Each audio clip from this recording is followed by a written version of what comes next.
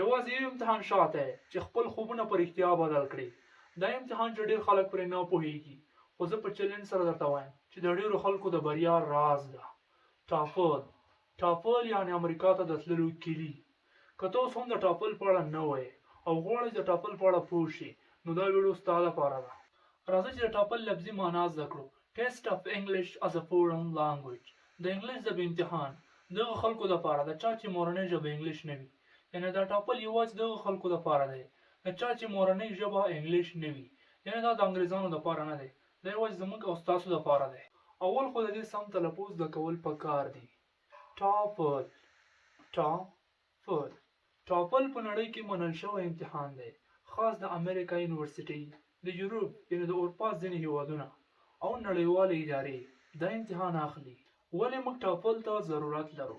که ته غواړې چې په یو اس ای یعنې د امریکا یونیورسيټیو کې زده کړې وکړې او یا په نړیوالو یونیورسيټیو کې یعنې نړیوال کالجونو کې ته خپل زده کړې وکړې، نو ټافل ډېر مهم دی او بغیر د ټافل نه چانس ډېر لږ دی. ټافل هم څلور برخې لري. ریډینګ یعنې لوستل، اکاډمیک متنونه او سوالونه وي. لیسنینګ یعنې اورېدل، لیکچر او کانورسیشن دی پکې. سپیکینګ یعنې ته په خپل غږ ثبتوي. په ریکارډینګ باندې به د خپل انګلیش کومې خبرې چې ته کوي که نه په هغه به ته غږ ثبتوي. دې کې مخامخ خبرې نشته، یوازې په خپل غږ ورته په ریکارډ یعنې یو څه کې ثبتوي. او د رایټینګ برخه ته به یو تحلیل یعنې یو حساب لیکي. ټافل د 0 نه تر 120 پورې نمرې لري، یعنې د دې هره برخه 30 نمرې لري.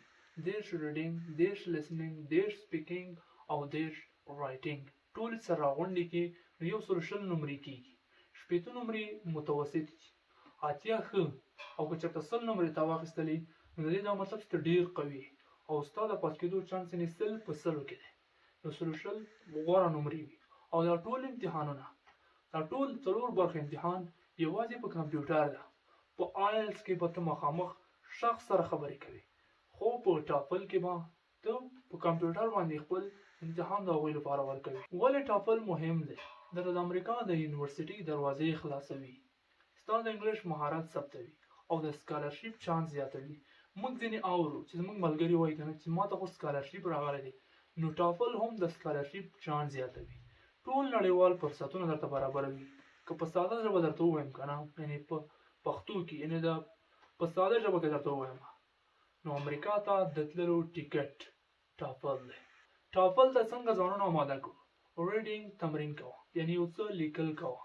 د لیسنینګ یعنې غوږ نیسه کارټون ته، د انګلیش فلمونو ته. خیر فلمونه خو د اسلام له نظره ښه هم نه دي که نه، خو کارټون لیدل دا ښه وي، هغوی ته غوږ نیسه. لیسنینګ به دې ورسره کوي سي. او د سپیکینګ پراکټیس، ځان نه خپل غږ ریکارډ کوه په یو څه کې، یعنې په هر څه چې وي د خپل غږ ریکارډینګ کوه. او رایټینګ، د رایټینګ برخه د لیکلو تمرین، ایسا راپورونه جوړوه چې د څو ستا د رایټینګ برخه هم ورسره سټرانګ شي. او تر ټولو مهم پراکټیس میکس پرفیکټ. امید دی تاسو به پوه شوي چې ټافل څه شی دی.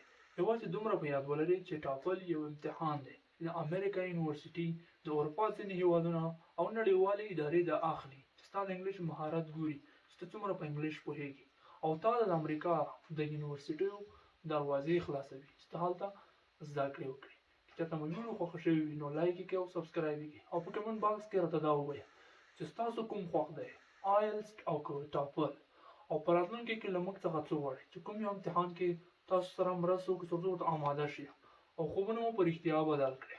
او که چېرته غواړئ چې د انګلیش زده کړه په پښتو کې همداسې دوام ورکړئ، یعنې ګرامر، ویکابلري، هر څه په پښتو کې په ساده پښتو کې زده کړئ، نو موږ سره یو ځای شئ. دا چینل ستاسو لپاره دی. تر بیا ښه وخت په پاک الله مو سپارم.